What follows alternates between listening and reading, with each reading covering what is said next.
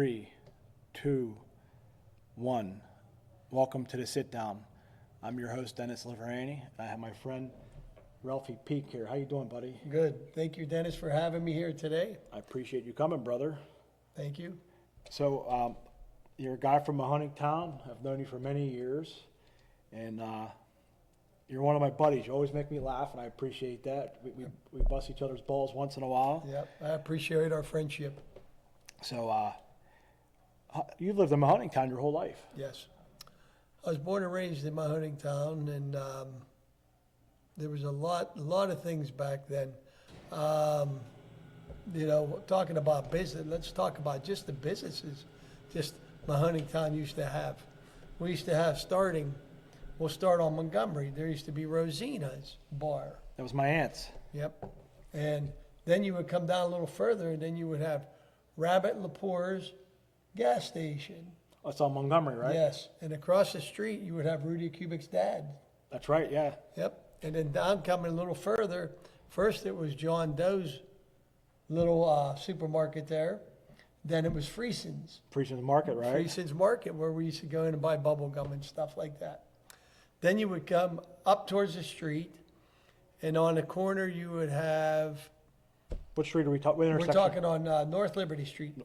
Well, you know what? Let's start on South Liberty. You would have Dominic's Bible. He would sell like Saines. That was my Uncle Paul. Yeah, your Uncle Paul. Let me interrupt you real quick, so that the viewers know.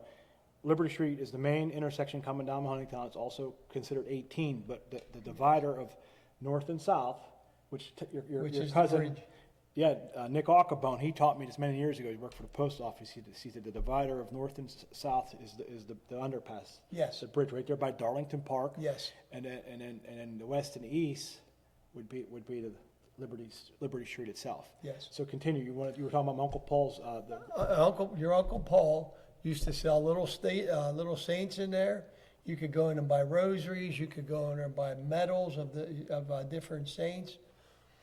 Then you come up to where the park, right at the park across the street from Darlington Park, there used to be Liberty Hotel. Okay.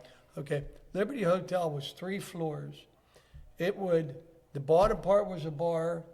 Then upstairs you had hotels for guests and the railroad people. There was a roundhouse down behind Progressive Ballfield at one time years ago. Okay. And they employed 300 men.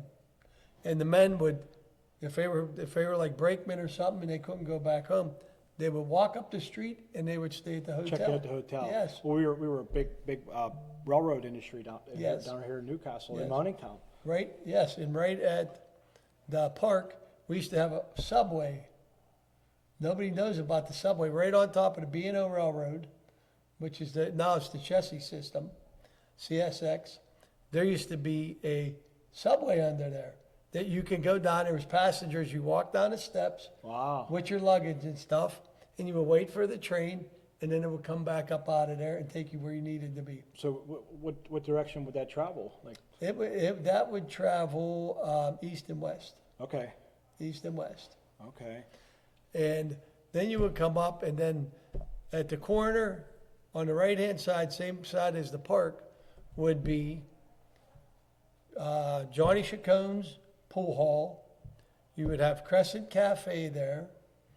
It was a bar, restaurant. Then you would have the G&H restaurant, which served hamburgers, hot dogs, and French fries and stuff.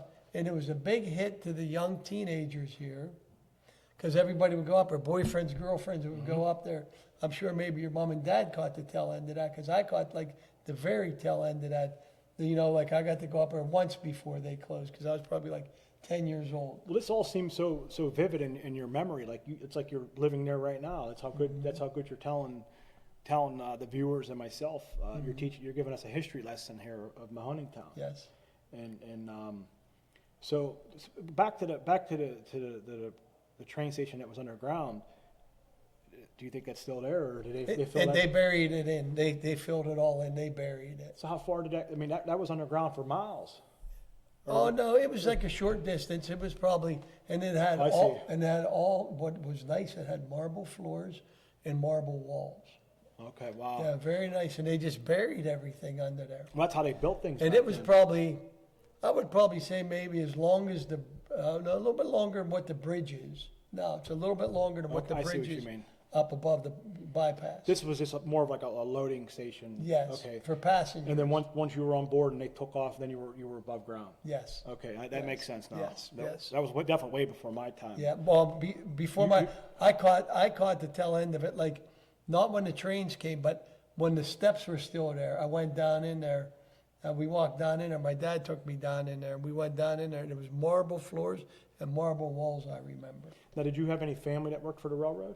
My grandfather worked for the railroad as an electrician. My father worked for the railroad, and he started out in Conrail, and it became Norfolk Southern, and he retired there for 35 years. Oh, wow. And so did my grandfather, my dad's dad, as an electrician. So the Peak, And I had uncles. so the Peak name, it's an Italian name. What's the original? What the original name is Pica, Pica. P-E-A-C-A. Okay, yeah, because they got And they changed. shortened it with a K. Okay, just P-E-A-K. Okay. Yeah, because my grandfather, he ended up going from New York, ended up in Michigan. From Michigan, I don't know how he ended up in Newcastle. I was never sure. I think because of his job, the railroad. He There came was to the work here. railroad. Yeah, work here. And he worked in Conway also, just like my father did. All of the railroad business. And I had two uncles there. I had Everett. He was an engineer for the railroad. That was my father's uncle. And then there was Wilbur, who worked as a brakeman. So, Wow. Yeah, that was many, many moons ago. You have a lot of history with the railroad. Yes. And speaking of you're Ralph Peak. Yes. But you're one of your you have probably a couple nicknames, but one of them is Roofus. How did you Yes. get that nickname? My father named me that. My father named me that. He said, "Hey, how you doing, Rufus?" My father, he caught a crow when he was young, and he had it as a pet. He raised it as a He pet? raised it, and it called it Rufus. So then he ended up calling me Rufus because I was Get the outta here. firstborn. Yes. Now, was your father in the military? No. Okay. No. His brothers were though, because my father had flat feet. They wouldn't let him in. That was a big thing. Yeah. That was a big thing back in the day. I think they might overlook that now. They might have now. There's I'm not waivers sure. for something like Yeah. that. But he had flat feet, and when he went in, like with his brothers and that, they took his two older brothers, and when he went to go in, they said, "You have flat feet, you can't come." So not to change sides. Your mother now was she a Lambiase? Yes. Okay. Now that stayed in its original form as far as the name and the spelling. Yeah. Her mother was a Lambiase. Then when my grandma got married to Frank Cressito, my mother's maiden name is Cressito, Okay. and her generations go back. She goes back 10 generations to Naples, Italy, a little town called Kazir. That's northern Italy. Wow. Yeah, 10 generations, because my cousin Richard Stahl, which is Robert Stahl's older brother, Robert. Yeah. yeah, he did a branch on him. He did that family The branch. family tree. Yeah. The ancestry DNA. Yes. That's one of them. Yep. Now, how or where did your mom and dad meet at? That brought Well, us to Mahoningtown. they were both from Mahoningtown. Okay. So They both lived in Mahoningtown. My father lived down by Progressive Ball Field, and my mother lived up towards like where Caroline D. Felice used to live, up that way, and they met. Talk about marriage. You should see how many people from Mahoningtown married Mahoningtown people. There are like so many. I know My she- mother was telling me the other day, she said that she could count at least 100 couples that were married from that lived in Mahoningtown that are married from Mahoningtown. Well, it was a different time too. You didn't Yeah. have the means of travel or communication. Right. Not everybody had a car. Right. Not everybody drove. Right. But not only that, there were so many kids. Family had so many children down here. The family values were different too. Yes. Yeah. Right. They would have anywhere from 6 to 10 to 12 kids down was here common, back right? then. Yeah, that was common back And the life in the day. expectancy was different too. Yes. Yes. So keep telling me about these businesses that. Okay. So then you come up. There was before it was the one up there was Johnny Medores. Johnny Medores is the building that Mike Data has for his little business. D&D and machine shop. Yes. Which he named after his two boys, Dominic and Dell. Oh, okay, I never knew that. That's what that meant, I yep. never knew that. Okay, well, anyways, that used to be Johnny Medore's.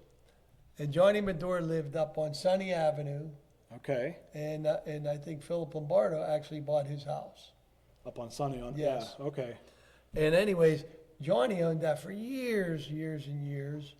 And then after he retired, Marino owned it. Mr. Marino owned it. And so that And he was from Croton. where D&D is now. Yes. And that was, then they called it what? Wasn't it Marini's Mini Mark? Yes. So, okay. Yes. But didn't they have another location too? Or was it, or weren't they from like the Beaver area? That's a different Marino. Okay, maybe I That's a got that different wrong. Marino. Okay. Yeah, it's a different one.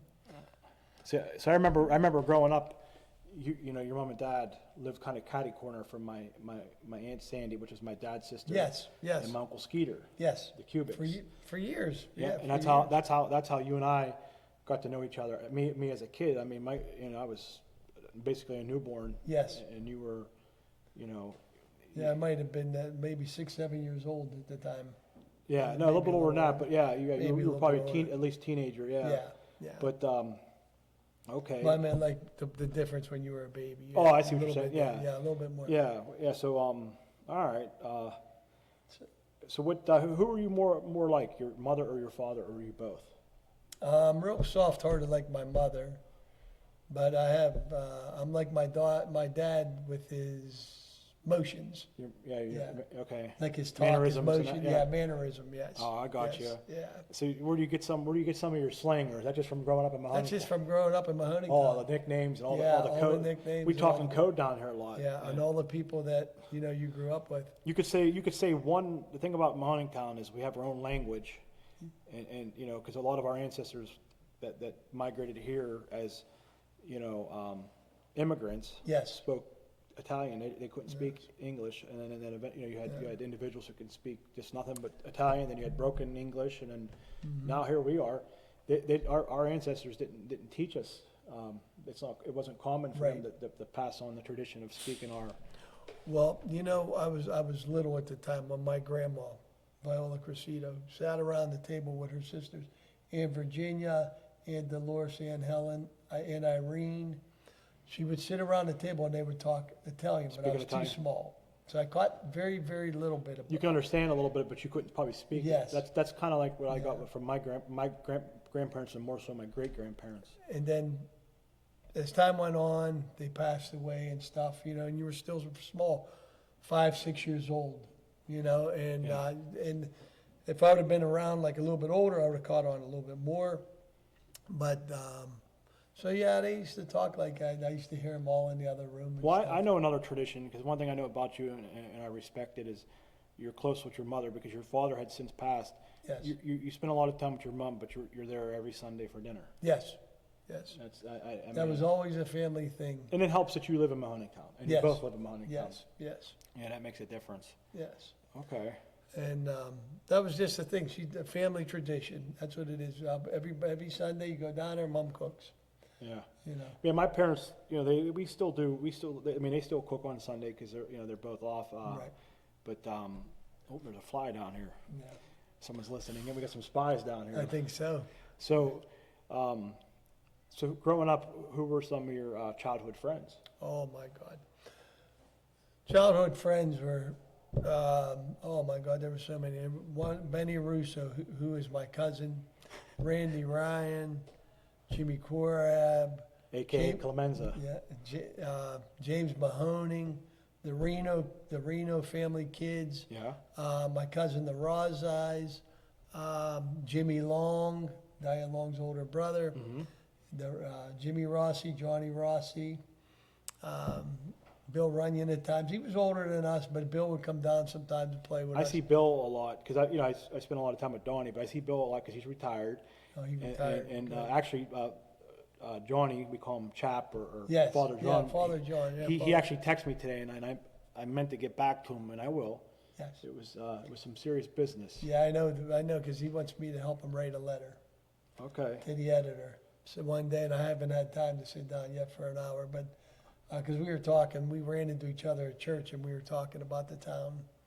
a little bit, you know. The history, How yeah. well, and how it fell apart uptown, Sure. you know, and how the main street of Newcastle is no businesses and stuff like that. Well, the bridge is shut down. It's a big hindrance, you know. It's an inconvenience, and it's been it's almost a couple, it's happened before that, but that definitely, you know, Yeah, but I mean, it don't help us, but the town's falling apart. The roads are horrible down there when you drive on. The sidewalks are all broke. The handicap ramps are all cracked up. One day I had to help a lady out of there. She come down in her wheelchair and her wheels got stuck, okay? And I had to physically go over there and lift her up.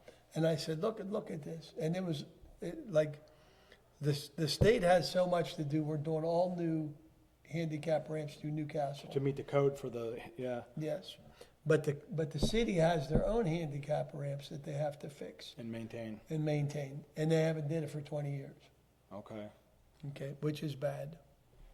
Because they always say they're in So the you- red, they're in the negative, their Right. money and stuff. So this is an issue that you feel it's important to, Very important to bring Yeah. businesses back to Newcastle. well, yeah, if you look at the front, like the downtown of other areas, like Beaver Falls, Elwood City. Harmony. I mean, they're all Zillionople. bumping, like there's Yeah. there's traffic in and out. You know, most of them are straightaways too. Newcastle's a little bit more, you know, it's a little bit more busy, like maybe it's a bigger area, so to speak, but, Yeah. okay. You know, so I just feel like that has a lot to do with, you know, the falling part of the town. You go to these other towns and there's businesses, not only businesses, but they want to accommodate the teenagers and the kids for recreation. They put deck hockey. They put tennis courts up. They have basketball courts. They have pickleball. They have all this different stuff. We're starting to get, but it's in the townships. Yeah, yeah. It's in our townships, yeah. But if you go to Pittsburgh, you drive down through on 376, like you're going to Cranberry, and you'll see at night lights light up, and you'll see a hockey deck down there, I see that, yeah. and the kids will be playing hockey, you know, down there. And why can't we have something like that? You know, and you know what? If you want to watch it, put a trail cam up. You know, watch your cameras. You make it go live or something, Yeah, yeah. You know, do something like that. There's no harm in that. No. Watching that. You know, like if you say, well, this kid broke a thing or this kid did this. They have nothing to do. Right, Where are they gonna go? This is Mahoningtown. Let's talk Yeah. about Mahoningtown. right. We used to have 2 basketball courts. Yes. The one down on the lower end, which is off of Liberty, and then you had the 2 ball fields, the Barry Yes. Mangino and Progressive. Yes. They're basically almost. I mean, I think softball, they do play a little bit. It's not as big as it used to be. We used to be a big softball town. I was going to talk about softball too, since you brought it Well, up let's about go- the fields. Let's get into Okay. that. When I was a kid, the fields, Guy DeMayo was a commissioner, okay? He was like the head commissioner of all. He's like the Don of the softball. Yes. Because Donnie Runyon had mentioned that, and he was on the 3rd podcast, and we talked about that, and it was a good episode. Yes. And he would he would organize teams not only around us, but Tri-County. He would bring tournaments in. He would bring tournaments in that girl tournaments, they would last from Friday night. I remember the tents down there, the campers down there. Right. And it would last from Friday night and it would go till Sunday, 1 o'clock in the morning. It was competitive. Yes, very competitive back then. And the same thing with the guys softball. He would have these tournaments and they would last all weekend long. I'm talking game after game from Friday to Sunday night, 1, 2 o'clock in the morning. Okay. Okay.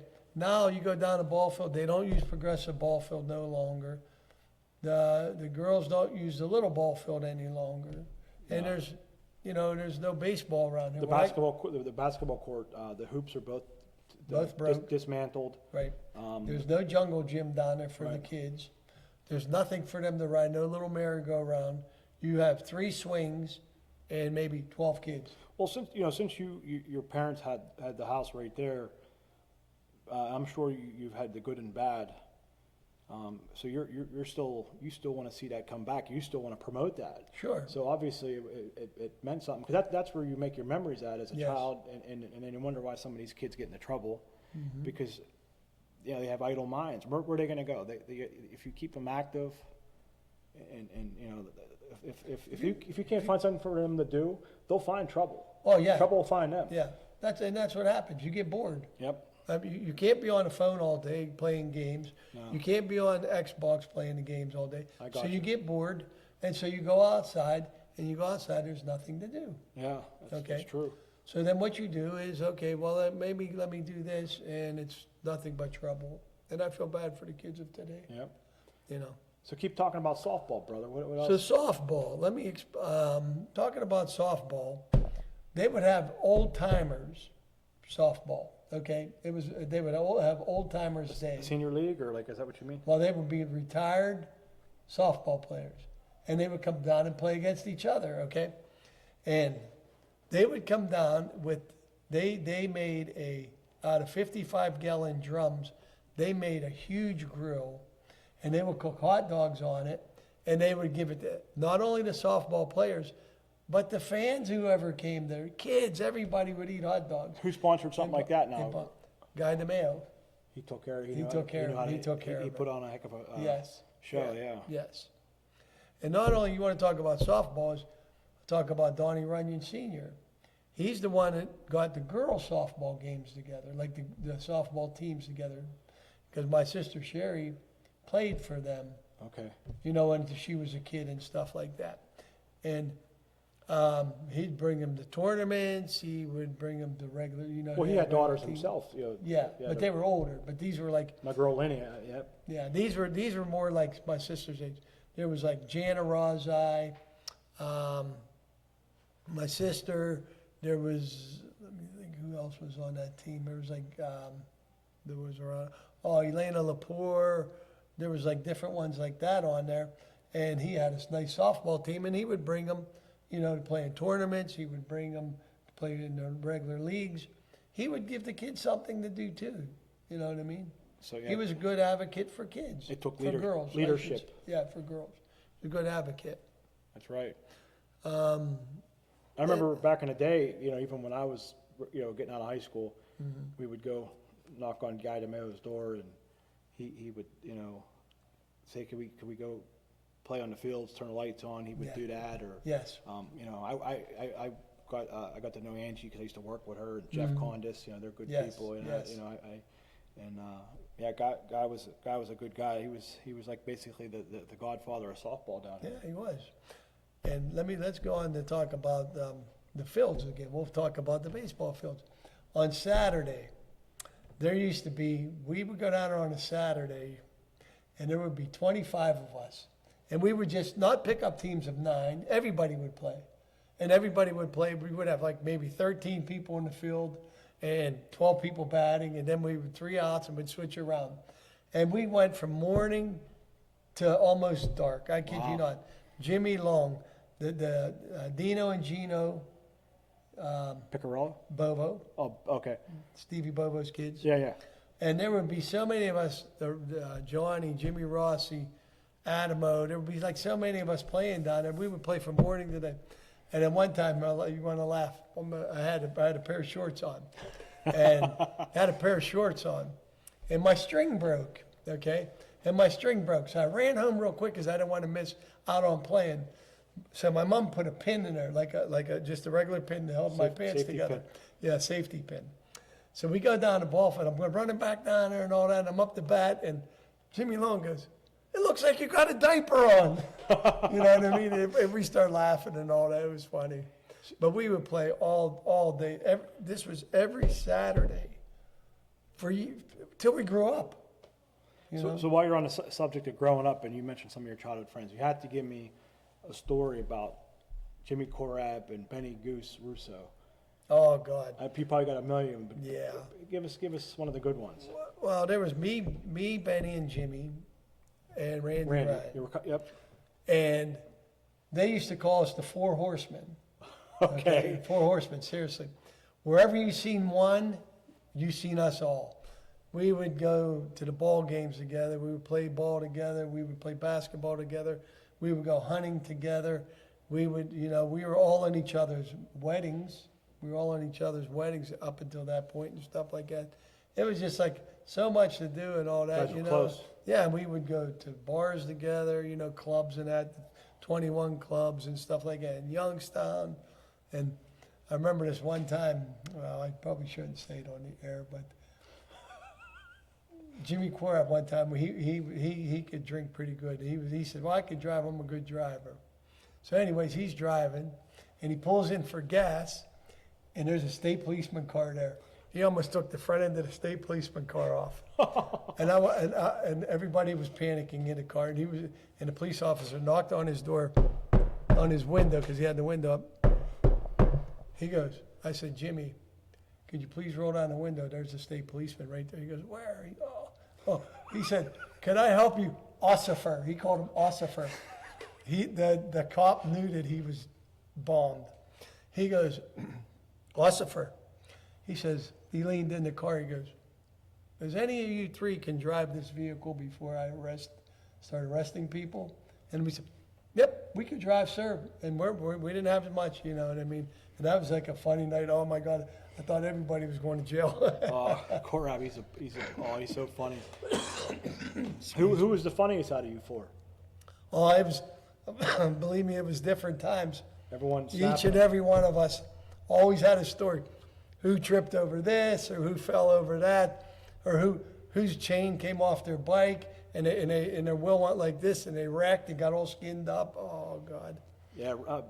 Speaking of you four guys, our man Randy, he's a major league prospect. Yeah. Yep. He played for the Indians. He played for the Indians for a short time, until he hurt his shoulder, and then once he hurt his shoulder and got an operation. Once you get hurt for the pros, they no really longer need you. Yeah, you know what I mean. So then depends on the injury too. Yeah, well, his shoulder injury, it was his throwing arm. He had he threw some gas. Yeah. Oh yeah, he would throw the ball like 90, 92 miles an hour. Yeah. Yeah, he had a good one. I'm gonna try to get his son on here because he's an author. Oh, young Randy. Yeah, young Randy. He's real good. He comes to the Indie Fest that we have. Yeah, and he writes books. And I bought a couple books off him. He signed them for me, for my nephew Anthony, Dominic, and my niece Julia. It was nice. Yeah. And he's very talented in writing books, especially children's books. Yes. Right? And he's a school teacher in Shenango High School. Okay. Yeah. I knew. Yeah, he's an English teacher. Yep. He's a teacher also.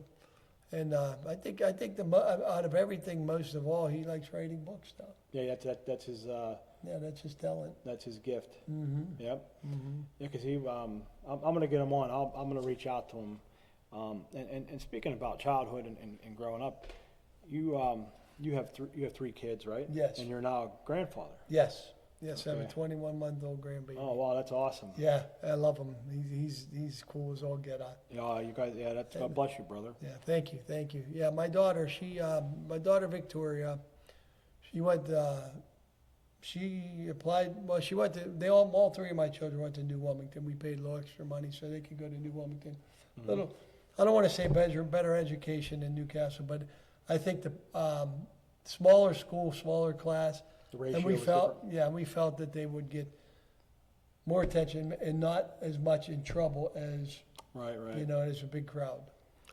So, anyways, my daughter, when she graduated, and she applied to different schools, and she got accepted to New York University, where they looked at her grades, and she ended up getting, God bless her, a full ride.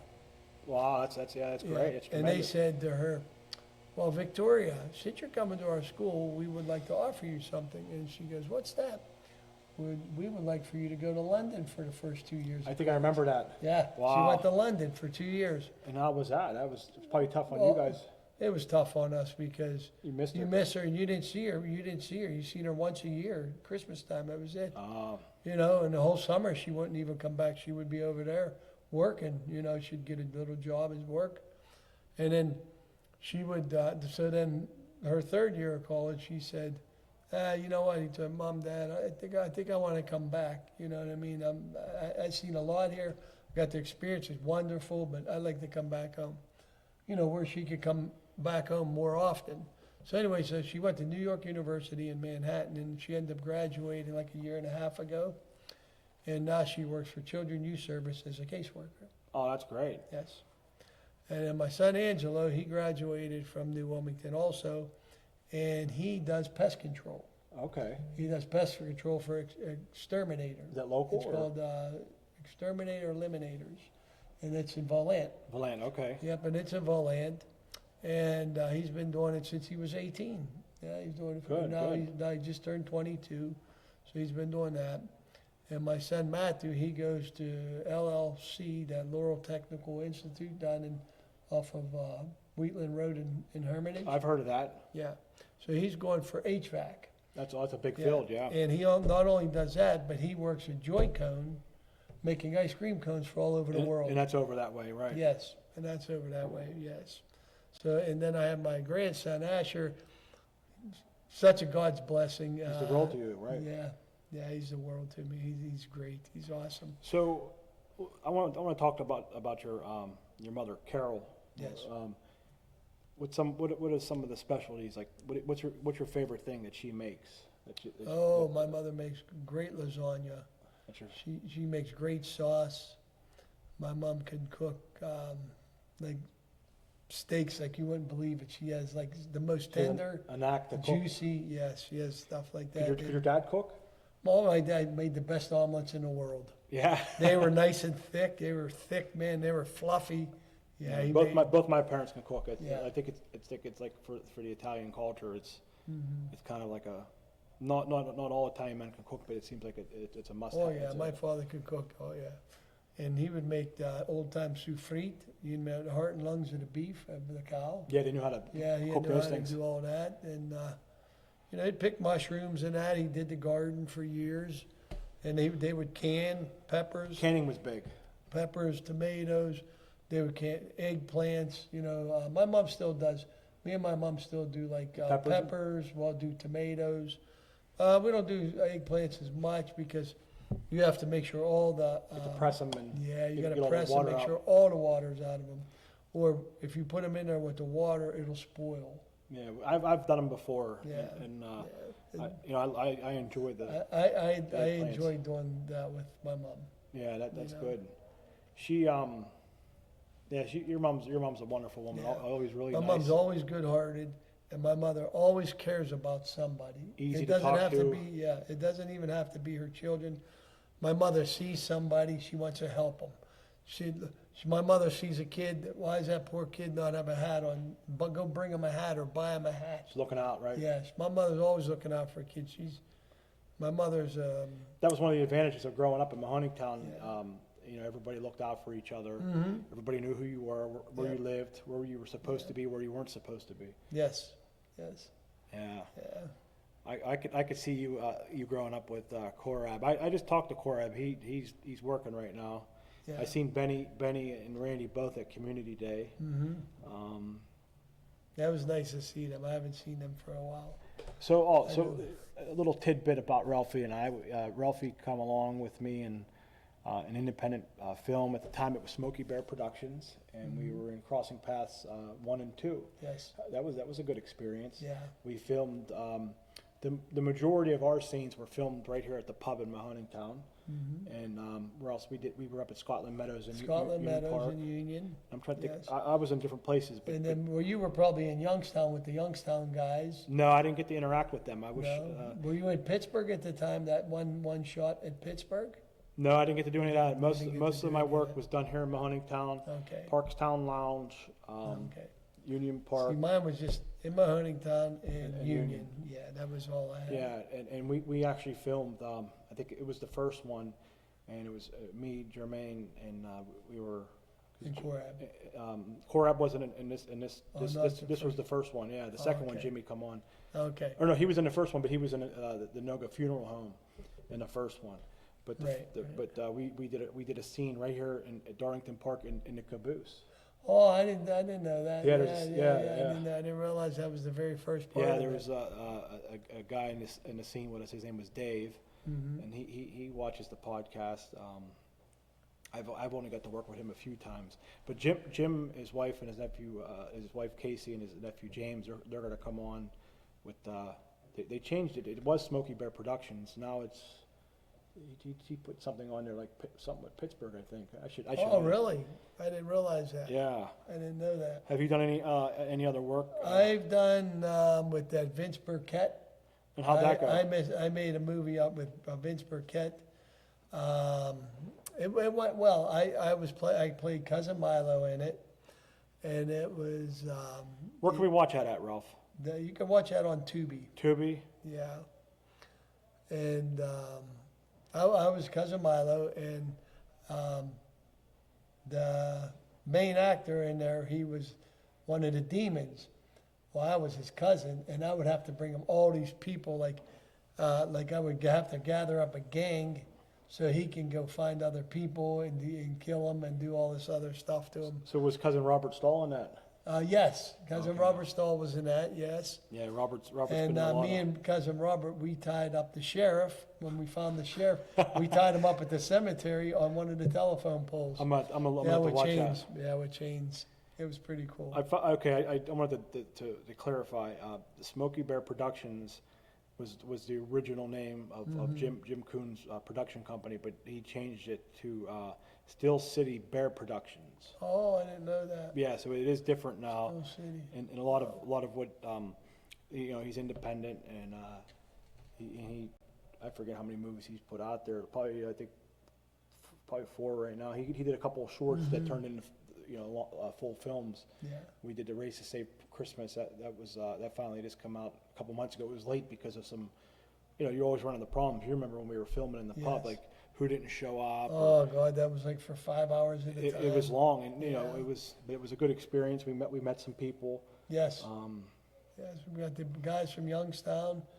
Had a couple guys from Pittsburgh. Remember the Youngstown guys? They were like the biker ones. Yep. And then young Chris Pappas he came in too as one of the bad guys. Yes, you're right. Yeah. Yeah, I seen him at that was Parkstown the night before, and I asked him, "Hey, Chris, that's Diana's son," and I Yeah. said, he knew Jim, and I said, we want to put you in a little scene down here. So he did. He showed up, and Yeah. it was fun. I think he did good I think too. we made the all paper did. too. Did he? We all did pretty good.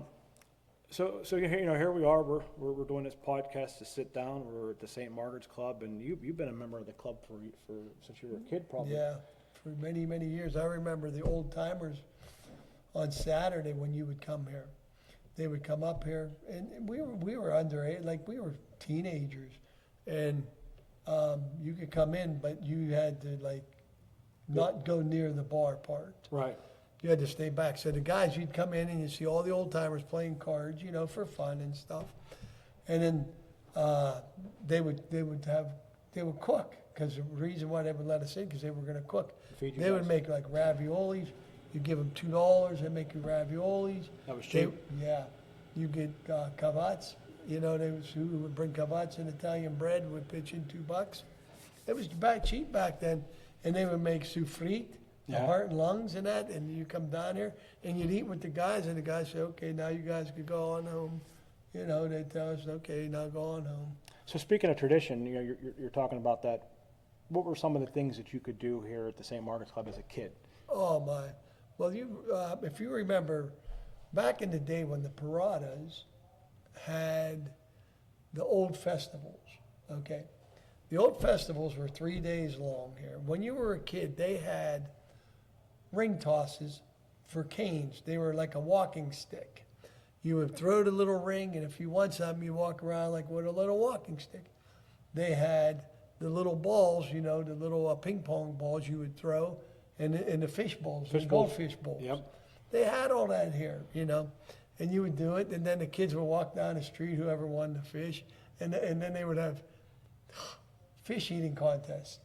They would say how many live goldfish you would eat. That was crazy. Did you eat any? No, because afterwards it wasn't a pretty experience.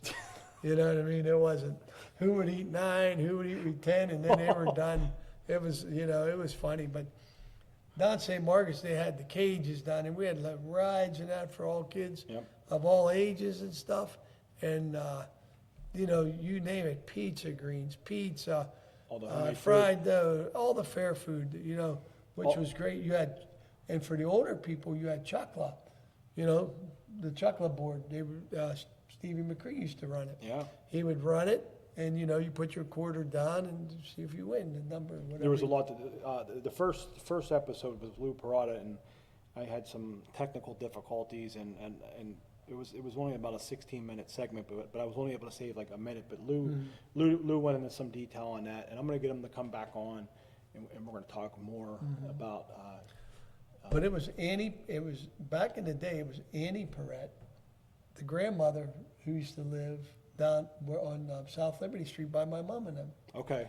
There was Annie Perrette. She would take us over to her house. She would feed us too on, on Sundays. Because I was friends with Nicky Perrotta when we were kids. Because his grandmother would be here, he'd be visiting, and I'd be catty corner and we'd all play. And then the grandma would say, "Come on in, eat, guys," and then she would feed us too. And then Annie Perrotta would help them cook up here, and then the rest of the family would pitch in, and they would have like 3-day events. And you called ahead of time to get tickets for the kids to ride rides and stuff like that. And I think it was Mary Perrotta who called. "Mary, I need $20 worth of tickets for the kids and stuff like that." And you go up, you give her the money, and she give you tickets. It was fun. We had a lot of fun down here during the festivals. Oh, yeah. Then don't forget, the old St. Lucie Church had festivals. Yep. Okay, and they had basically the same thing as St. Margaret's. You know what I mean, with things to do. The same families too, Yeah. So it's pretty much just a repeat. And it was like ring tosses and, the goldfish, and there was rides. But I mean, people would come from all over the place. It wasn't just Mahoningtown. They would come from uptown. People would come from Ohio, that once lived here. They would come from Pittsburgh, and they would all gather. And they would still have the baby doll dance and big firework display down at the Progressive Ball Field. Yeah, we talked about Tani. I actually have a Oh, video. he was the best. I had Tani on my YouTube channel, which the podcast to sit down. I put everything on Facebook on the page, but I also have on YouTube. So because not everybody has Facebook, Right. so I put most of I have it like a favorites folder, and it's labeled to sit down, and you can catch it on there. But if you look at my other content, I do have the baby doll dance on. I have a couple episodes, and I think I forget who shared that with me. It might have been Louis, Mary Jane, maybe? No, well, Louis Palmero. Oh, okay, yeah. And he had all that Yeah, video, yeah, and he gave it to Connie Palmero. Joey Palmero. Yeah, Joey. That's who I meant, Joey. Joey Palmero. But Joey gave that. It was I converted it. It was on VHS. I converted it to disc, and then I have it on a digital format. Nice. And then I when Tani was still alive, I gave him a copy. And now Nicky Mariano does the baby doll dance. Yes. He's been doing it since He's good. 2013. Yes, he does a good job too. Yeah, and Freddie Droder, the Droders. I mean, they spend a lot of time and they pay a lot of attention to detail. Yes. But I mean, they had to strip the doll down and rebuild it back up for the next That's event. what they did for this year, right? They made put all new clothes on her this year. Yeah, because it gets burned up from the front. Yeah. One time I remember Tani Dominic, he was doing the baby doll dance, and one of the fireworks bounced down and went up into the doll. It caught like the things on fire. They had to get the fire extinguisher. Shh. It's dangerous. And guess what? He still was dancing while he was on fire. It was funny. It was funny. He was ready to keep rolling. Yeah, it was funny as all get out. But great time. There was a lot of kids down here at one time that we grew up with. You had so many families and stuff. You would play Fox Release the Den. You would play softball with them, Frisbee. Me, Johnny Rozai, Jimmy Rozai, Adamo, Charlie Martini. We would go out South Range. You remember South Range, or was it dried up by then? I remember stories too of the We'd go out South Range, and we would swim all day long. Yeah. And we met all kinds of people from Ohio, boys and girls. And what great times we used to have. I seen Adamo a few weeks ago, and he's doing good. He'll stop down every once in a while and see me here, or him and his wife will order food. Mm-hmm. And you guys were like basically caught the tail end of like, because it was unique growing up down here. Yes. And I caught like part of that. You know, I had some of the greatest childhood memories and childhood friends growing up down here, and I feel bad for some of these kids that grow up here now. They don't have what we had. No. This took over. Yeah. The phone. I'll put it this way. If everybody had the childhood that I had, it would be wonderful. Yeah, you have no complaints. All kind of great memories. You know, I mean, we had our disputes and we Sure. bickered and the bear was, that ball was fair. You tackled me too hard playing football or whatever. You know, you'd get in a little scuffle once in a while, stuff like that. But then at the end, you were friends. Next day, you'd be mad at each other for that day. Next day, you'd come out, you'd be friends, you'd play football, baseball, all over again, whatever it would be. Yeah. It was good times.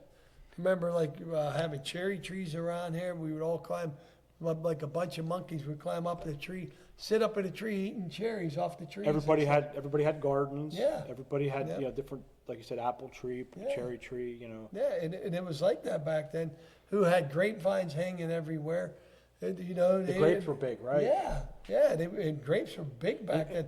They would make a lot of jelly, not just wine, but they would make jelly.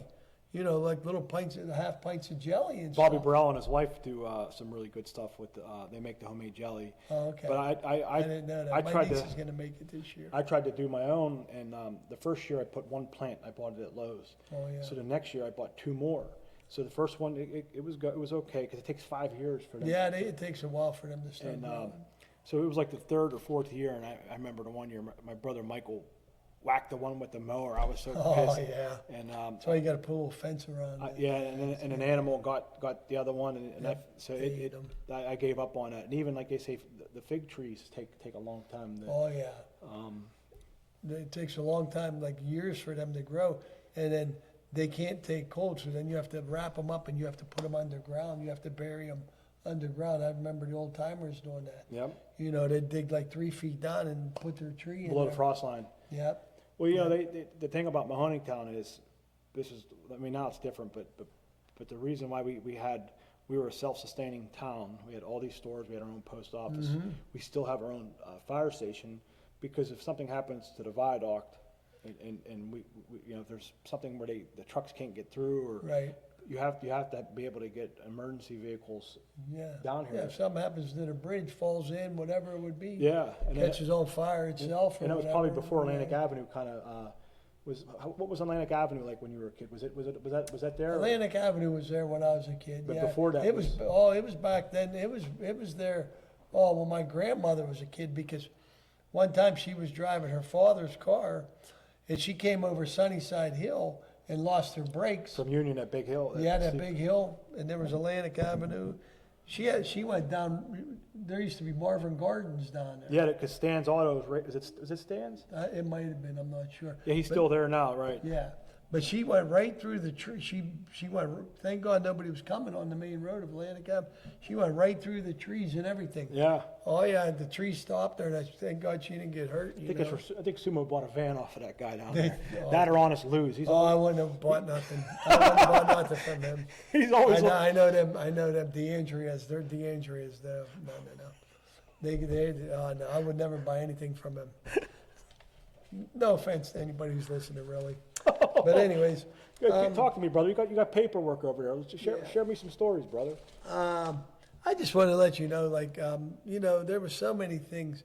I remember, you missed out on Johnny the Ice Ball Man. His heritage was Mexican. He was a Mexican guy who lives down by the industrial park down here. Okay. You know what I mean? Down by the Bulls Works, what we call it. Johnny Ice Ball Man would come around, and he would hit all the time. He'd have that truck. It looked like a house. You know what I mean? It was pointed like a house, and he would come around, and he'd have the juices, and he'd have the shaved ice called Johnny the Ice Ball Man. Wow. And he would come around, ding, ding, ding with his little bell, and he'd, hey, everybody, And he came around for years, and we would get off. And back then, they were only like a quarter. You know what I mean? A quarter an ice ball. And then I'll never forget, there was another guy called Mr. Softy. I remember that. Okay. He used to come around and make either sundaes for you out of his truck, or he'll make you an ice cream cone. It was soft ice cream. But I never know what happened to him. But he used to live I remember back then he used to live on the end of Madison, but I never knew his name. Okay. I never knew his name. There, at the end of Madison, because it's a dead end. Where the Trepacones lived. Okay. Do you remember the Trepacone? Like Shumbay? Yeah, Shumbay, yeah. Okay. Well, Shumbay lived back in there, and Mark Trepacone, Okay. his nephew, they lived back there. But that last house on the left and then the one on the right, there's a tower house right there. Was that like a lookout for the railroad or? No, that was my uncle's. What was that for? That was just the kids' playhouse. Okay, I thought okay. That was because my if you on my father's side, that was you my could see uncle's. because you got coming up when you come into Mahoningtown, you got Madison, you get West Cherry. Yes. And now Clayton, you can access it from east, which is behind Dominic's gas station. Yes. But west, you can't get to it until you go up Madison and make the right on Second. Right. But so after Madison, you got Cherry, you got Wabash, but those are all dead ends. Yes. Yeah, down that way. And there's like when you're at the end there, of Cherry Street, you could see the railroad tracks are right there. Yeah. And that's we would jump down, or we'd be at Justin Mastron-Tony's house, and he's at the end of Clayton. Yes. And we'd go in behind his house, and sometimes we'd jump on the train and go for a ride, or threw rocks at the train, or whatever we were getting into. Yeah. Or we'd go underneath the bridge, the 60, and hang out up underneath there. And I remember, up on the wall there, I remember, yeah. And I remember this is a couple of years ago. There was it a goat that was up on the beam? Do you remember that? No, I don't remember. They don't know how because they're really good climbers. I think it was a goat. It was on the beam. Wow. And it was like 60 feet out. And I remember as a kid, I think we would get up on that beam, but I would only go so far. I mean, I wasn't that crazy. But I rememher Rocco Million. He'd go out pretty far. He was trying to catch that goat. Well, no, the goat wasn't there then. Okay. But I mean, the goat. Well, I'll have to show it to you. That's a far and fall. If you fall from there. Oh yeah, you're done. Yeah. Yeah, it's a far drop. New at 6, a combined rescue effort for Turnpike crews and PennDOT after 2 goats climbed up onto a very high bridge in Lawrence County. They ventured out about 200 feet before getting stuck there for 18 hours. The Turnpike posted a few rescue photos on its Facebook page, and now the goats are going viral. Christine D'Antonio reports. These goats, trapped on an 8-inch wide beam underneath the Mahoning River Bridge on the Pennsylvania Turnpike, have stolen the hearts of internet animal lovers. It's unbelievable, but with this day in society, I think everybody loves a feel-good story, and it was a feel-good story with a happy ending that we did not know how it was going to turn out. Todd Tilson was a part of getting the goats to safety. He's worked for the Pennsylvania Turnpike for 25 years, but this is new. We really didn't know what to do. We never, we're not experts on goats. Tuesday morning, the goats were spotted by state police who were driving underneath. When Tilson got here, I couldn't believe what I saw. He got in touch with PennDOT, who brought this snooper truck out, hoisting their bridge crew over the edge. There the goats were, face to face at a standstill. We do believe he walked out to the concrete pier and got off the beam onto the concrete and then got back on the beam trying to get himself off. But there was nowhere for the white one to go, and he could not get around the white one.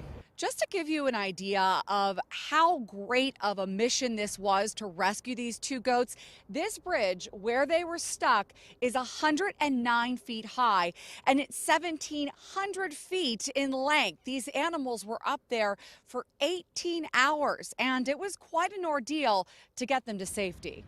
Went underneath and we grabbed the white goat first because she was the one facing the opposite direction, and we felt if we could get her up, there's a chance that we could get the brown one to be able to walk back the beam on its own. Which is exactly what they did. It was very lucky the way the ending came out because we didn't have a sliced idea how they were going to react once we got close to them. The goats are fine and now back with their owners at a local farm. Tilson says any animal lover would have done the same thing. In Lawrence County, Christine D'Antonio, KDKA TV News.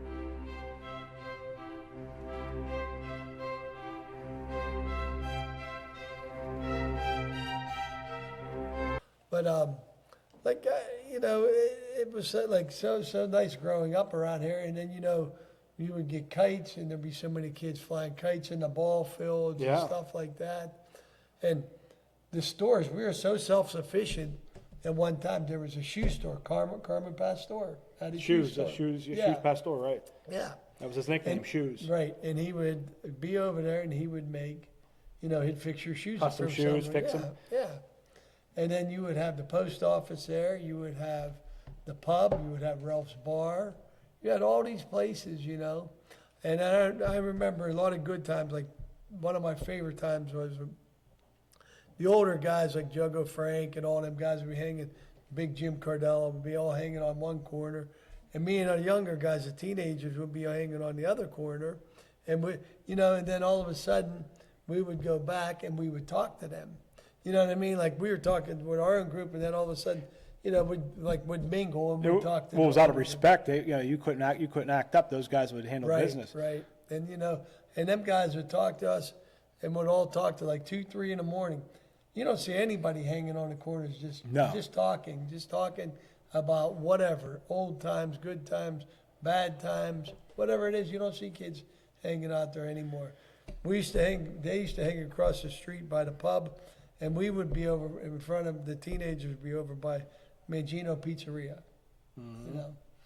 I wanted to ask you something. Do you remember Louise Palmero's Little Pizza Palace?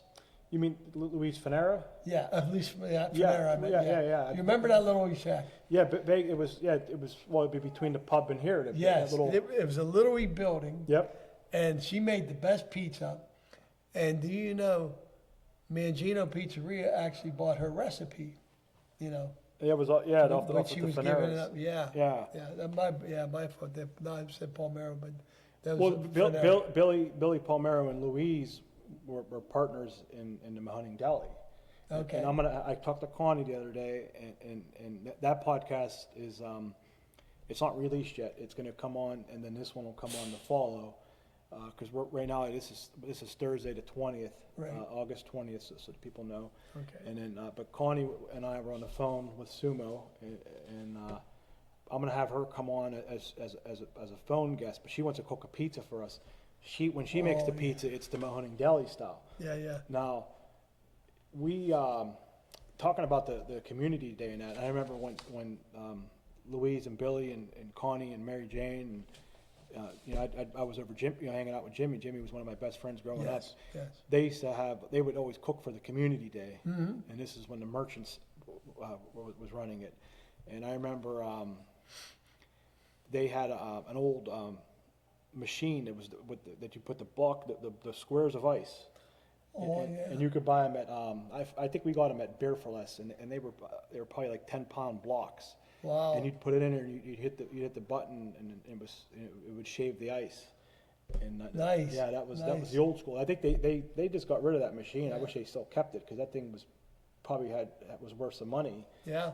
And now they got these slush puppy machines and stuff like that. It's not the same. Right.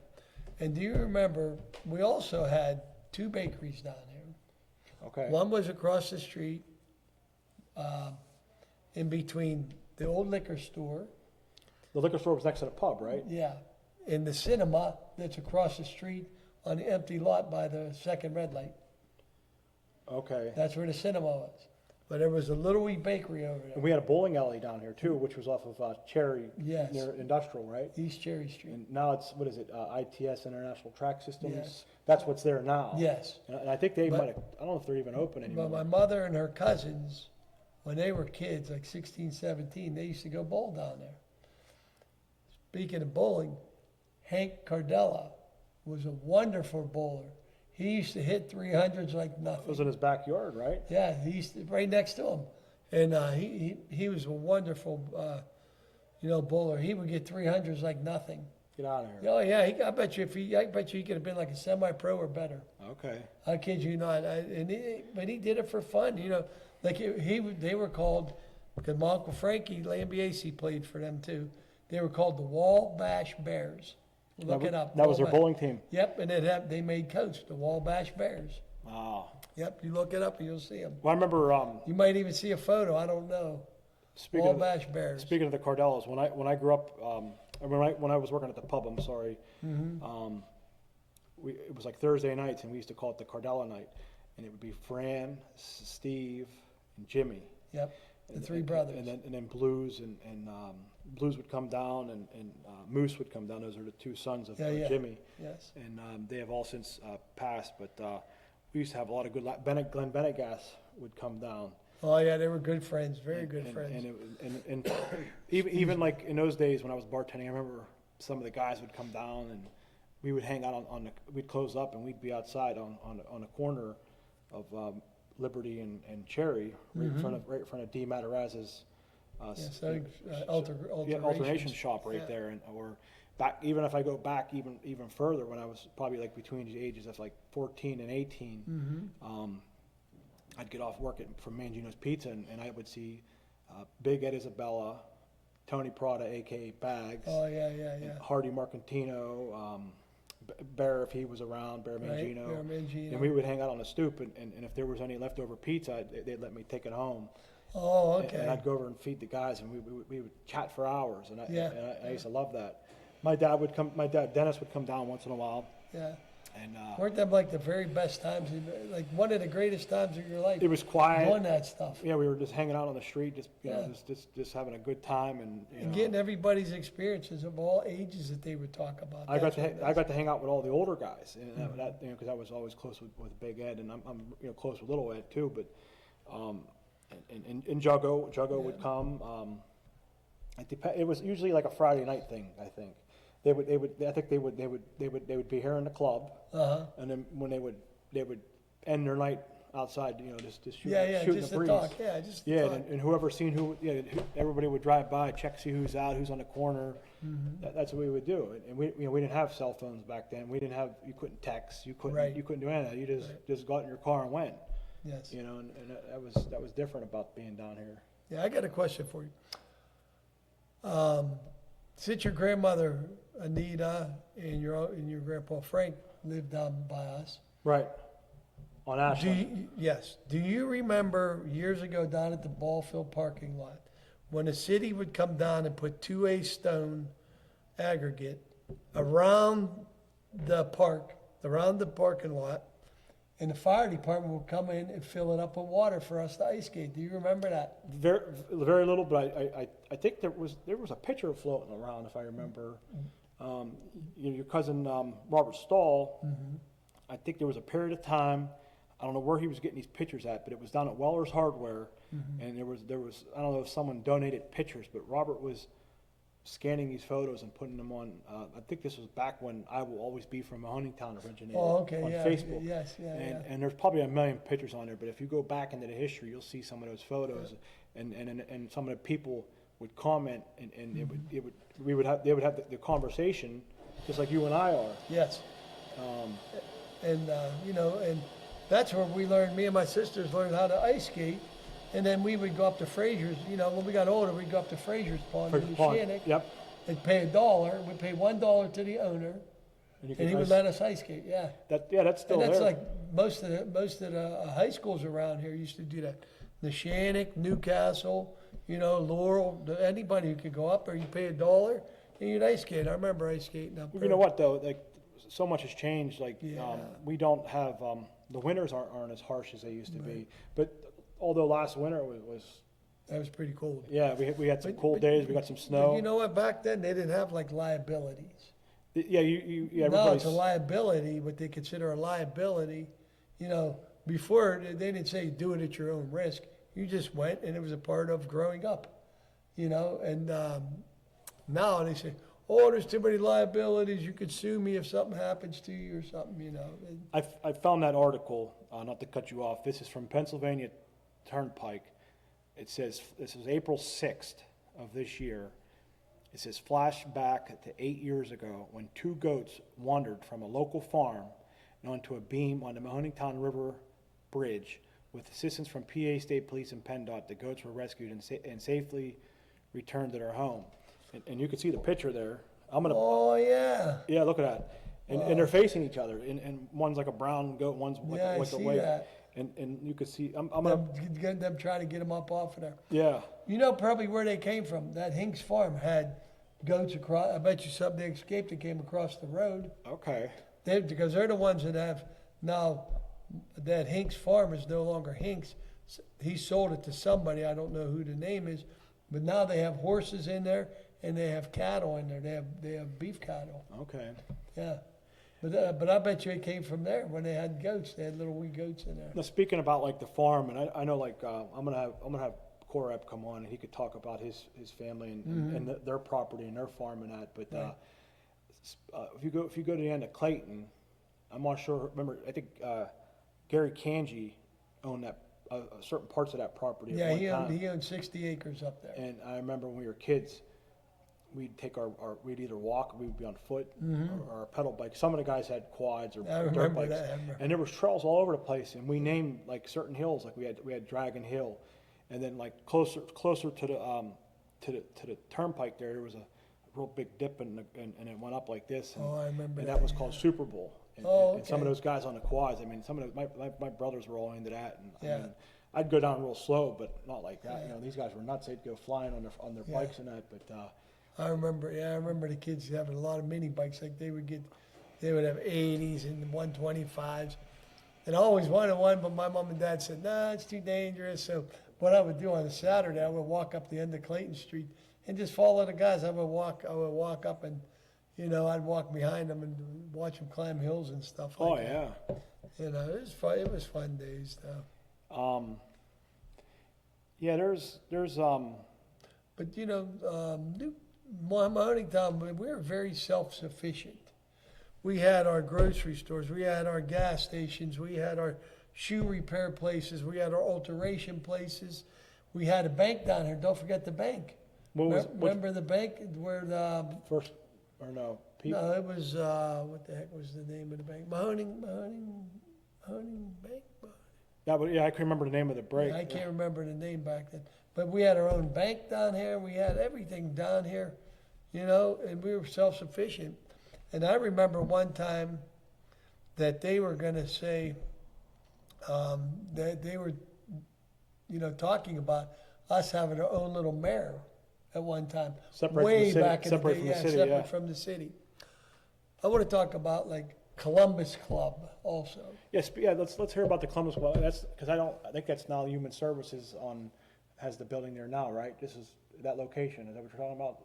That there's yes. I think Yeah. it's a Human Services. Yeah, right on the corner here, right on past the the other, right underpass. on the other side of the viaduct. Yeah, speak I to mean, me. on Talk the to me, bridge. brother. Let's hear about this. Columbus Club. When I was growing up, I was young. They, you know, downstairs would be the bar part for members. Okay. Then upstairs, you would climb them steps upstairs. The most beautiful weddings you would ever see. The hall was beautiful. People would come in there by droves wedding time. You know, they would have their weddings there. They would go from early morning breakfast. You would start at breakfast. Okay. When you got married, you would start at breakfast time. Then you would drive around all day long. Then you would come back and eat supper. You would eat the whole group. Everybody would, the family would have sandwiches and everything. Then you would go into the hall like 6 o'clock, and then you would eat there also. They'd have like sandwiches and different Okay. stuff like that. The weddings were big back then. Well, yeah, they had 400 or 500 or more, right? Yeah, and now, you know, they start like, okay, you get married 2, 3 in the afternoon. It wasn't like that back then. You got married like 12, like the bride and everybody, the groom and everybody, they were riding, you know, went to the house, they ate and all that. Then at 12 noon, they got married and stuff, and it went all day long until throughout the night. You know, them were like big time. And that hall was beautiful. I remember going into a couple of my cousin Kanji's weddings. Okay. Back in the day. And, you know, and it was so nice in there. And on the other side, they had a fence. They had like a fence that was fenced in towards like the building. And they had a bocce court in there. Wow. They had a bocce court, and you'd see like the guys, when you're walking past the sidewalk, you'd see the guys, the teams playing bocce. Bocce's still a big thing. Yeah. Guys are still into the bocce and that. Is that up Cascade Park? I think so. Yeah. Yeah, Bundy's into that. He was Is on he some. vice president? Something I don't know, but I think presidential. I think the Cascade Park thing though. He was one of the guys that helped. Get the league together. get the league together, but also they built the shelter and the courts. They redid the courts. Really? Yeah, I haven't been up there since then. Yeah, it's probably been years. Wow, I haven't been up that way for years. Um, I remember like a long time ago when they would like down below there, they would leave. You would tell them, "Hey, I'm coming. I want to come over there. I want to use your gas stoves." They had them gas stoves. Yeah. Remember? Well, we would go down there, me and my cousins and my mom and my mother's cousins. They would make us breakfast down there, and they would talk shoot the breeze like you said, talk through the day. Yeah. And me and my cousin would run through the park after we ate. They would make eggs and bacon breakfast, and the kids would run down through the park, and we'd go fishing at there was a pond back then, but until they drained it and made the little creek there, Big Run. Okay. And we would go over there and fish. We would go run through the woods and all that stuff for hours. It was nice. It was nice. And Cascade Park was nice, period, at one time when they had all the rides. It was ahead of it. It was ahead of its time. Yeah. We had a lot. We were the first to have, because we're the hot dog capital of the world, the firework capital of the world. Yeah. I mean, we have all these ethnic groups here. We have the best of all the foods here. People talk about like Newcastle. I mean, that's one thing we do have good here is good eats. Yes, definitely. Everybody will say the only thing in Denver is good eats anymore. Yeah. You know what I mean? Because everything went to the wayside, all the businesses, and it's not like it used to be. The population at one time, we used to have 55,000 people in Newcastle. Now, if you look today, it's only like 21,500 people. Yeah, it's a big difference. Yeah, I wanted to share something with you. I found this article, and this is talking about Clayton Street. It's probably maybe a little too much for me to read. Yes. But this was in a Newcastle newspaper. I don't have the exact year that it was. I can find that out. But in this screenshot that I have, it talks about. Let me find it here. It says, "Woman of mystery again pairs in the 7th Ward," and what they believe is that she came in on a freight train, and was followed on Clayton Street, all the way up into Valley View. Really? And that's the thing about Mahoningtown that people don't realize. We have 2 cemeteries down here. Yes. Which are Yes. right next to each other, and Yes. we can get when we talk about when Father Burt built the St. Vincent de Paul, St. Lucy's Church. Yes. I think his vision was to when he bought all that property, but he couldn't get the property crossing over 7th Street. He wanted to have a roadway that would take you right to the cemetery, Oh, okay. and he wasn't able to get that property. I think it was that Pioja's house right there? Yes. They That, went, that little yellow house. yeah, now That it's was been yellow. I it's don't been know what sided that now. was. Yeah. It was brown at one time, and now it's been that's sided. it, yeah. But they wouldn't sell. I think that's what the story, how the story went.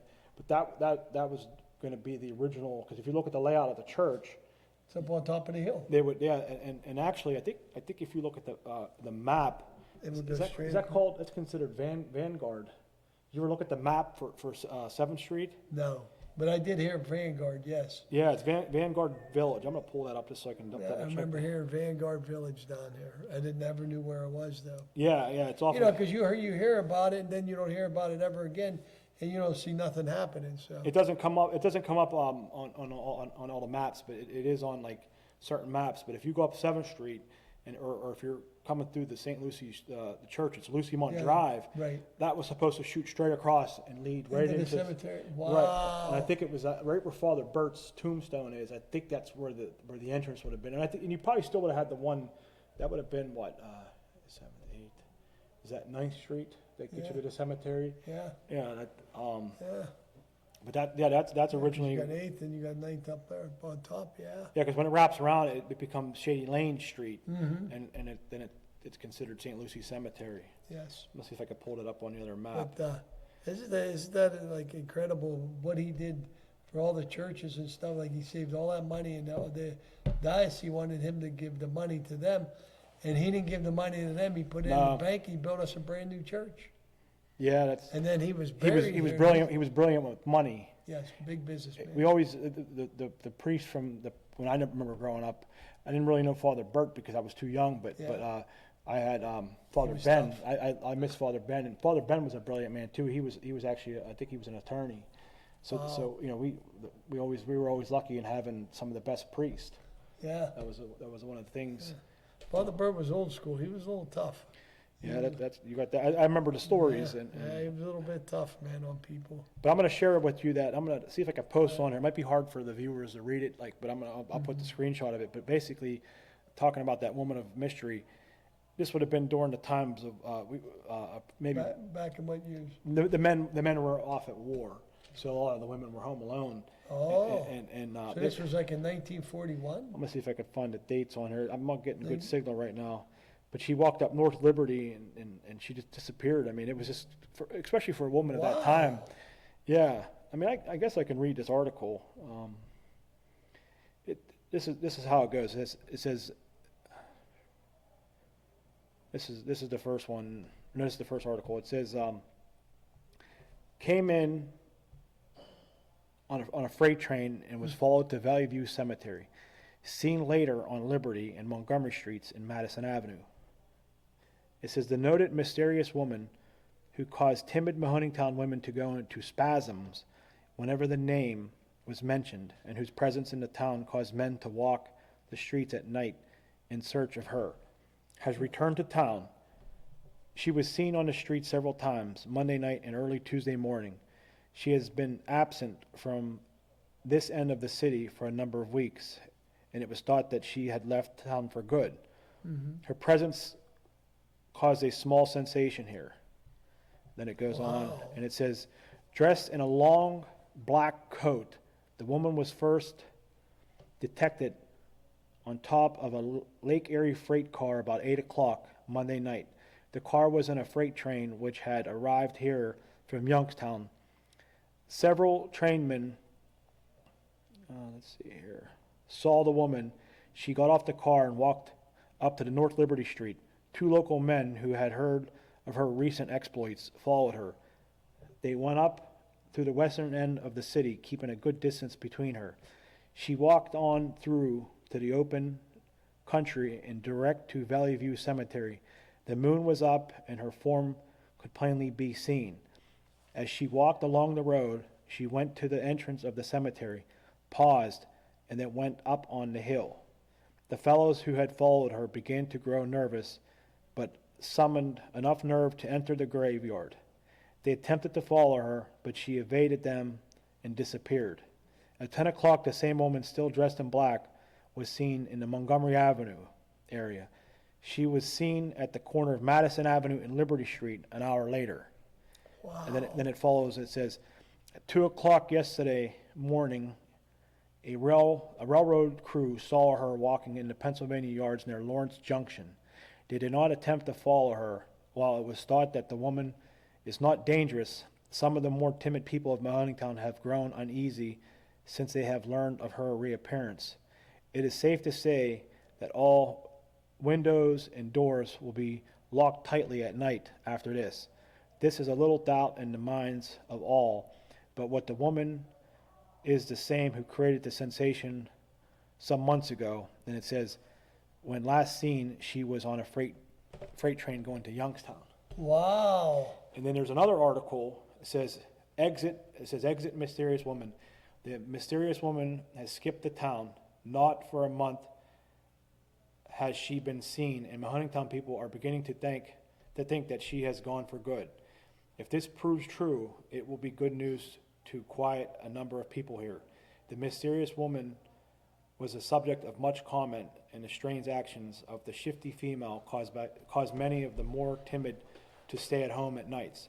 The women of the ward, whose husbands are employed at night and who are forced to stay at home alone, were frightened by her actions, and all are glad she has disappeared. Wow. That's Yeah. creepy, man, ain't it? Way back in. So Sure. that article, those two articles I just read, I don't have the dates on it, but I can search that, and then there's an archive that'll give you the actual article and the date and all that. And I'll make sure I try to find it so I can plug it into this podcast. My mother's mother, Viola, when she was a kid, she was walking up the street and there was a bank robbery over here. Well, Okay, so back to the bank robbery. right. Well, over here at the Mahoningtown Bank, when my grandmother was little, my mother's mother, Viola, she was a young girl walking up the street, and they were they had a call. The police gave a call out to, that they had a bank robbery down here. So, anyways, the guy on the motorcycle was the first one there. The cop on the motorcycle was the first one there. So the bank robber come running out, boom, and he shot the cop on the motorcycle and killed him. And my grandmother said all she can remember is that stream of blood going down the curbway, like a drain, just draining like water. And she witnessed all that. Yeah. Oh my God. Yeah. That was, but besides that, you don't really hear nothing back then. Like when we grew up, you don't hear nothing. It was real kind of safe bad. down here, Yeah. I think if correct me if I'm wrong, we policed our own streets, but any of the police officers that we had down here were our own Yes. men at that time who worked for Newcastle Police Department. Yes. Like, I know like Chuck Klingsmith is still down here. Yeah. Nick Ockabone. Michael's Yeah, dad. Mike Michael and and Nick's Nikki's dad. And then not only that their dad was a cop, Nick's brother Larry was a cop, Larry Ockabone. Yep. And he lived up on Montgomery. And my neighbor Patty Cardella, her father, he was a Russo. He was a Oh cop. yes, Vince. Yeah, Vince. He was chief of police. Yes. Well, no, the other Russo. Oh, the other Russo. I can't remember his name, but Patty and Mary Margaret, Oh yeah. Mary Margaret's yes. father was a cop, and yeah, he was a you're real nice talking- guy. And if you got out of think of line, his name. they would take care of you and they take you home. They knew your parents. Yeah, they would say, okay, now we're going home. Yeah, your families went to church together on Sunday. Yeah. So yeah. there was you couldn't get out of line, back then. And all the neighbors knew your family, so if you did something wrong, by the time you got home, 10 people would already have called your house, mom and dad's house, Yep. to say you did this. And when you walked in, they already knew what you did. Yeah, Ralphie, Randy, Jimmy, and They already knew what and we Benny did. were all acting up. Come get Yeah, him. we already knew what we did. That's the good old days. Yeah, Well- it was good. It was good times back then, and I wish that my kids would be able to see how Mahoningtown used to be. You know what I mean? With all the traditions and all the buildings around here, all the businesses and all the ballparks going, the festivals, and a lot more than what it is today. A lot more. We have empty buildings now. Poor Weller's over there. They have an empty building. And nobody buying. Like he's not selling it. Nobody's buying it to fix it up. You have the Beanery over there, which was the old bank. Somebody put a rock through the window. I see. Yeah. And I don't see no businesses going in there. The pub I heard is supposed to get D. Matarazzo's alteration place and make a hole in the wall where they could have another room. Open it up, and it's they're gonna do. I heard they're gonna do a nice job. I'm sure they are because to go into business, you can't go into business and plan to fail. Right. and- And we're paying that kind of money too, a lot of Right. money. And Bill's Bakeries, It's for since he sale. passed, that's for sale.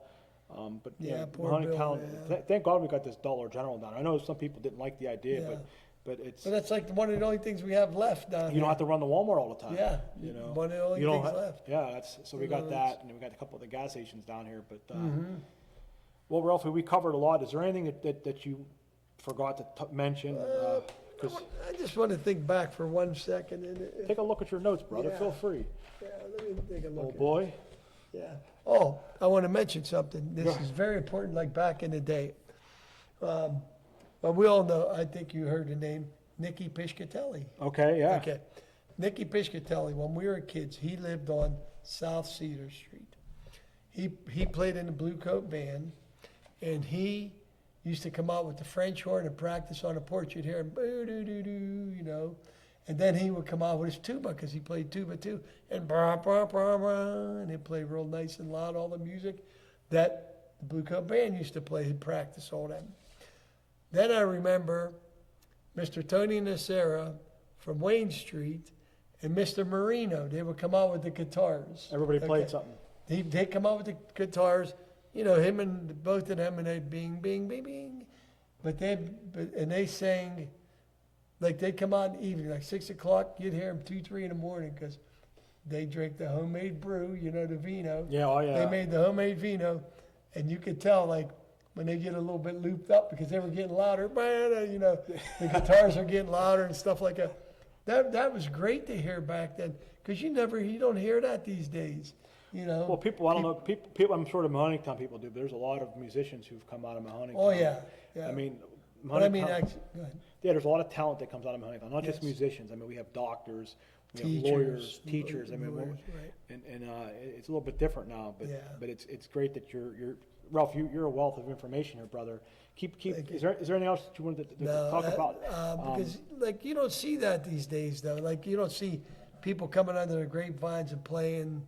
You know, even though we had, like you said, very very talented musicians. I wish them days would come back where maybe when we're old timers we can learn how to play guitar or something. You Well, and yeah. me, and we'll drink some vino and go under the grapevines Yeah. and we'll sing, huh? There's a thing. I don't know if it was. I think it was George Carlin. It was called the Orthodox at the time. But if you think about it, like we have all this technology, and we're not. It's like we're Yeah, too far advanced we're from that. too far advanced, but people aren't like they don't think for themselves. Everything's just AI now, Yes. and then you have families aren't as close. No. You know You know, the Sunday's dinners stop, you know what I mean?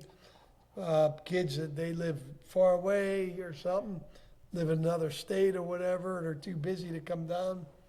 You know, their family dinners are not even like they are Sundays. No, it's hard. It's hard to think about the memories because it's like how do we get back to that? Because the families and people were better people back then. Yes. Now we're just like we're more distance from each other now. Yep. And instead of like what Donnie said, and I'll keep repeating this, it's better that when we work together. It you know when one succeeds, we all succeed. Yeah. You know. Yep. And you know look at this podcast. You know you complimented me in person. We talked and you said I'd like to come on, and I took you serious. And Yes. anytime you and I have done work together with the acting, when you said, hey, I can count on you. Yes. And I appreciate that. Yep. Thank you. And you tell your family I said hello, and I miss my man Nick Ackerbone, Yeah. aka Tackleberry. He was just in for his nephew's wedding, Oh, was he really? Brandon Ferrari. Oh, okay. He got Yep. married. Okay. Yep. He got married over in Youngstown. We went. I seen Jamie Beautiful. today.